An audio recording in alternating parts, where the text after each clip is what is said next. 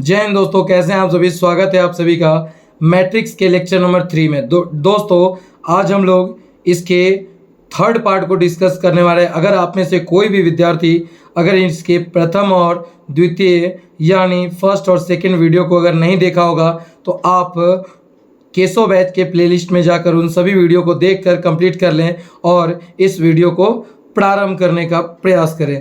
दोस्तों आज हम सभी इस वीडियो के तहत एक अति महत्वपूर्ण टॉपिक जिससे आपके 5 मार्क्स के बहुत अच्छे प्रकार के प्रश्न देखने को मिलते हैं उसको आज हम लोग डिस्कस करने वाले हैं, जो कि है सममित, ध्यान सुनिएगा, सिमेट्रिक एंड स्क्यू सिमेट्रिक आव्यूह यानी मैट्रिक्स आप कह सकते हो, यानी सममित एवं विषम सममित आव्यूह।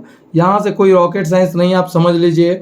अगर आपके पास कोई, मान लीजिए कोई मैट्रिक्स, ध्यान सुनिएगा, यदि आपके पास कोई मैट्रिक्स ए दिया हो, क्या दिया है, ए, मान लीजिए आपके पास कोई मैट्रिक्स ए दिया है और उसका कहता है अगर आपसे कि आप सममित आव्यूह निकालें, तो इस स्थिति में इसके लिए आप 1/2 इंटू ए प्लस ए डैश को निकालने का प्रयास करेंगे।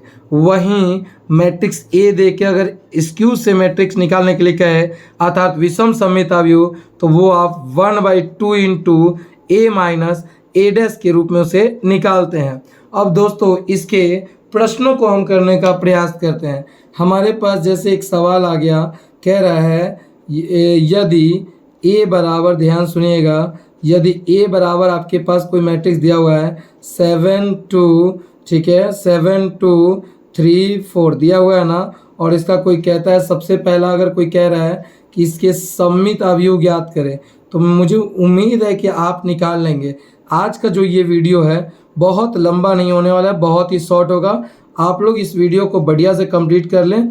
उसके बाद दोस्तों कल से यानी अगले वीडियो में आप लोग के एनसीईआरटी के हर एक सवाल को सॉल्व कराया जाएगा। अतः अगर आप लोग इस चैनल पर नए हैं तो इस चैनल को ज़रूर सब्सक्राइब कर लें। इस चैनल के द्वारा आपके लगातार 12वीं की एग्ज़ाम की एक बेहतरीन तैयारी कराई जाएगी।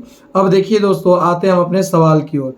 क्या कह रहा है हमारे पास, मान लीजिए ए बराबर कोई मैट्रिक्स दिया हुआ है, कहता है इसका सममित आव्यूह क्या होगा। तो आपने क्या पढ़ा है अभी, 1/2 इंटू ए प्लस क्या, ए डैश। इस स्थिति में सबसे पहले 1/2 तो ठीक है, इस ब्रैकेट से मुझे कोई मतलब नहीं है। ए का मान कितना है, तो आपने कहा सर 7 2 3 4, मैंने कहा बिल्कुल सही है, प्लस यहाँ ए डैश का मान क्या है, ए डैश मतलब ए का ट्रांसपोज। तो ट्रांसपोज क्या होता है, आपके रो किस में बदल जाते हैं, तो कॉलम में। तो ये रो 7 2 बदल जाएगा ऐसे 7 2, और ये 3 4 बदल जाएगा सेकंड कॉलम के रूप में। अब इन दोनों को जब आप जोड़ते हैं लाडले, तो क्या मिलता है, 1/2 को आप बाहर ही रहने दें, और यहाँ 7 और 7 14, 2 और 3 5, 3 और 2 5, और 4 और 4 8। ये निकल गया आपका सममित आव्यूह। क्या निकल गया, 1/2 इंटू 14 5 5 8, ये सममित आव्यूह निकल गया। ठीक है, अगर चाहें तो 2 से भाग करेंगे तो यहाँ क्या हो जाएगा, 2 7 14, यहाँ 2 से भाग करेंगे 5 में तो 5/2, फिर यहाँ 5 से भाग करेंगे 5/2, और 2 के पारा में 8, कितना 4। तो ये निकल गया हमारा सममित आव्यूह।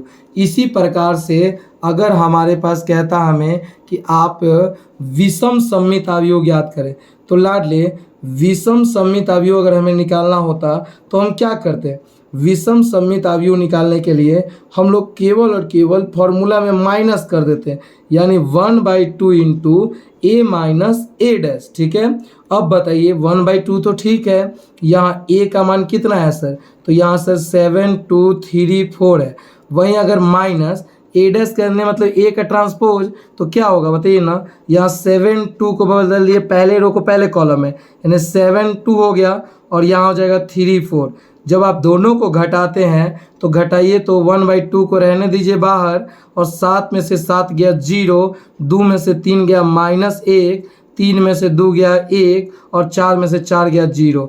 अगर आप यहीं पे भी छोड़ सकते हैं, नहीं तो 2 से भाग करेंगे, तो 0 में जब 2 से भाग करेंगे तो जस का तस, वहीं -1 में 2 से करेंगे तो -1/2, 1 से 2 में भाग करेंगे तो 1/2, और 0 में भाग करेंगे तो हमारा 0। इस तरह से हम सममित और विषम सममित आव्यूह को ज्ञात करते हैं। मैक्सिमम केसेस में मेरे दिल के टुकड़ों आपसे सममित और विषम सममित आव्यूह का योगफल कहता है, तो पहले आप सममित अवयव निकाल लेंगे, फिर विषम सममित अवयव, और इन दोनों को जब ऐड कर देंगे तो ये हो जाएगा सममित और विषम सममित अवयव का योगफल। दोस्तों आज का जो वीडियो था ये काफ़ी लॉन्ग वीडियो नहीं था, काफ़ी शॉर्ट वीडियो था। इसके तहत अब हमने 3 वीडियो के अंतर्गत पूरे मैट्रिक्स चैप्टर को, जो कि हमारा पहला चैप्टर था, उसे हम लोगों ने कंप्लीट करने का कार्य किया। यदि आप अगर नए जुड़े हैं तो पूरे पिछले तीनों वीडियो को आप कंप्लीट कर लें। उसके बाद आप इसके एनसीईआरटी क्वेश्चन के लिए कल का इंतज़ार करें और कल के वीडियो के लिए चैनल को जरूर सब्सक्राइब कर लें और अपने अधिक से अधिक दोस्तों तक इस वीडियो को शेयर करें। जय हिंद।